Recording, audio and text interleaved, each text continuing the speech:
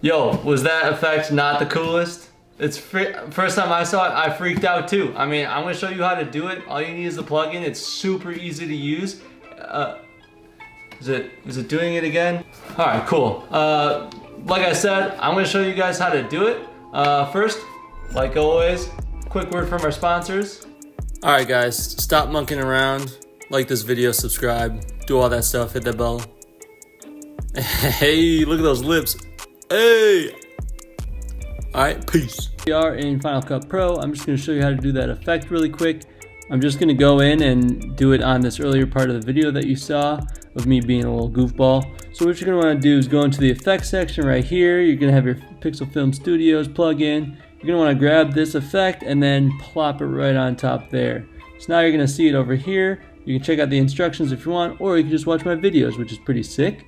Right here, you're going to want to uncheck that and uncheck that, the scale and rotation, because we don't really need it for this effect. And then I like to turn the guides on. It's a little helpful. And then, so now that you have that set, you're just going to go into the track editor. Alright, so when you open up this second window, you're going to see that there's a little box here. And what you can do is change the shape if it's easier for you. I'm just going to go ahead and use the square and put it right on where I want it to track. So this red box here, this is what's actually going to be tracking. And then this white part, this is the tracking zone. So in case, you know, there's a lot of movement, you're going to want that to follow along. So that way, if you move really far like I did, it'll be able to catch it. So what you're going to want to do is put it right there. I'm going to put it on my nose. You want your tracking quality to be at 100. And then make sure your playhead is all the way at the beginning of your clip, so it tracks fully through. So put it on my nose there, and then all you really have to do then is hit forward, and now it's going to go frame by frame and track the object that you have within the box. So notice the red box is tracked around my nose, where the white box is following along as well. So when you see me move pretty far, that white box is going to pull it so that way it knows where I am at all times. Alright, so it looked like it tracked all the way through, so we are good. So now all you have to do is hit export data, and it will export back to Final Cut.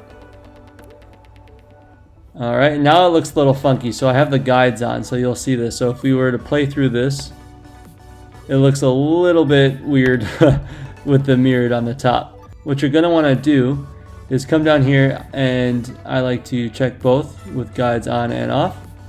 Okay, so notice that it's still mirrored up here.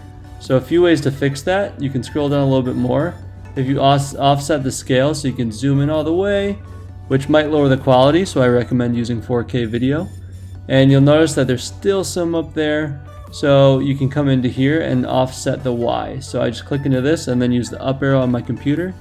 And just like that, it cropped that down. You know, you can go any way you want. So we'll go here. And that is literally the effect. It pretty much does it for you. So if you play through it now, it is tracked perfectly.